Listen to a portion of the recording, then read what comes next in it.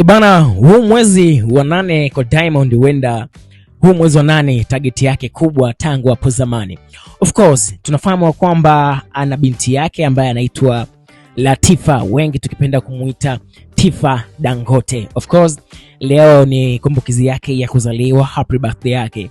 Tunafahamu ya kwamba Princess Tifa aliweza kuzaliwa mwezi huu kama huu wa 8, ambapo pia Zuchu ameweza kumzalia tena Diamond mtoto wa kike. Sasa watu wamekuwa na maswali mengi hapa katikati, ndani ya huu mwezi wa 8 una siri gani katika maisha ya Nasib Abdul Diamond Platnumz? Inasadikika pia hata kuna watoto wale wa kiume miongoni kati ya wa Tanasha Donna, tunamzungumzia Nasib Junior, lakini pia hata yule wa kiume wa ambaye alimpata pia kwa Zari the Boss Lady, ambaye pia ani dada yake huyu Tifa, kwamba hapo kwenye mwezi wa 8. Lakini pia katika mwezi wa 8 watu wanasema kwamba ndipo alizaliwa pia ndugu yake Romy Jones. Watu wanasema hivyo. Sasa maswali yamekuwa ni mengi baada tu ya kupostiwa kwa picha za Tifa Princess akiwa katika furaha kubwa akiazimisha siku yake ya kuzaliwa, kwamba